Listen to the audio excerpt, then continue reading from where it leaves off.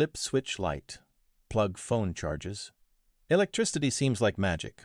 It's not. Just tiny particles doing something simple. Atoms have electrons spinning around.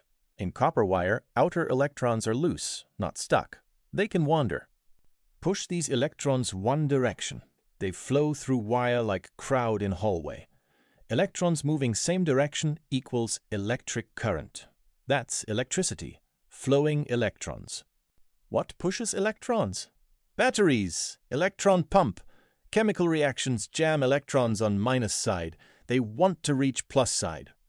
Connect wire minus to plus. Electrons flow.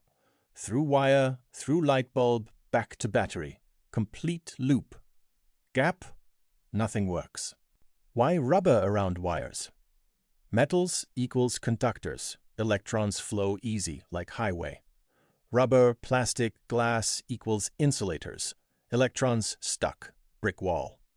Rubber coating keeps electricity inside copper. Without it, touch wire, zap. You become part of circuit. Balloon on hair. Hair stands up. Static electricity. Rubbing transfers electrons from hair to balloon. Opposites attract. Hair reaches for balloon. Lightning equals same thing. Massive scale. Clouds build billions of electrons. Too many, they force down to ground. Boom! Trillions jumping at once. Charging phone. Where do electrons come from? Power plant. Coal, wind, solar, all push electrons. They travel through wires to your house, outlet, phone. Fun fact, most power plants use magnets. Spin magnet in wire coils, magnetic field pushes electrons. Magnets making electricity. Electricity isn't magic. Electrons on the move. Tiny particles flowing through wires. Flip switch equals unleash electron river.